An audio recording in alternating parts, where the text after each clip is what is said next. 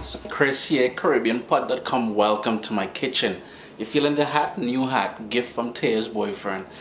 My boy feeling sharp. He's trying to work his way in buying gifts, but I'll accept, you know.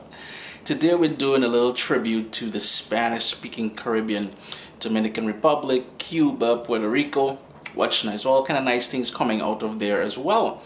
So today we're going to do the most basic of recipes. We're going to do sofrito.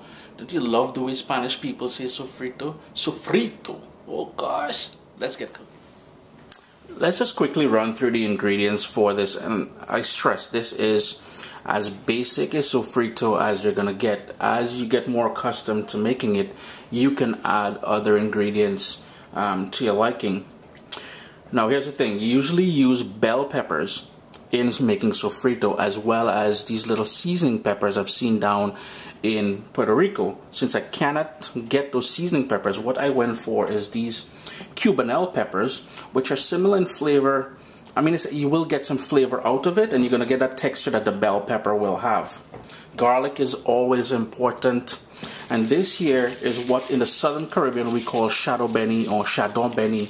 It is also called culantro, but in places like Puerto Rico, Dominican Republic, Cuba, it's called recao. I hope I am pronouncing that correctly.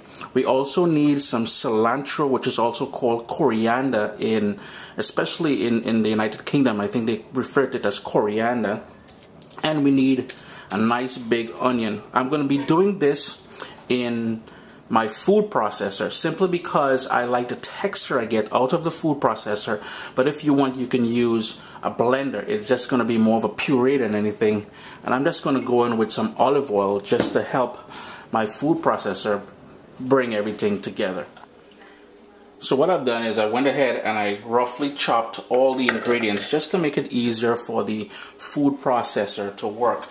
And so we got those peppers, we've got the onions, what we call Chadon Beni or recao, the cilantro, and you cannot forget that garlic. That garlic is going to bring all kind of niceness to the pot here. And if you're wondering what you do, if you're new to, I guess, Hispanic or Latino cooking, this is the base for a lot of stews and all kind of good things. That rice and beans, that rice and chicken, hey, this is the thing here. The only other ingredient I would recommend using if you're now starting off is probably a couple plum tomatoes. I do not put salt in this because then when I add it to dishes that I'm cooking, it changes the amount of salt in the dish. So you always got to remember that.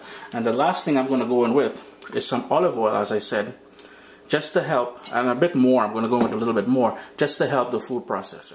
So basically all you want to do is hit it on the pulse to start, just to help break things down so it's a little bit easier.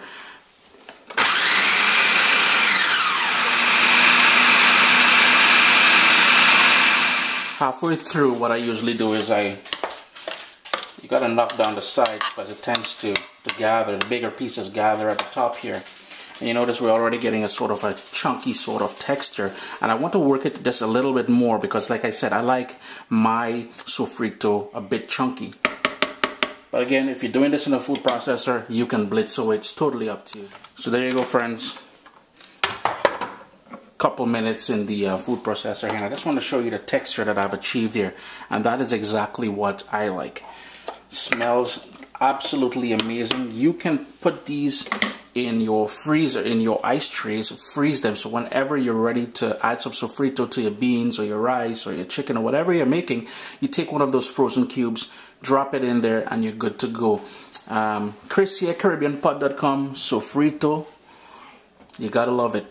Have a great day. Remember, if you're looking for me to do a recipe, tweet me at Obzokee, OBZOKEE, and hey, have a good day.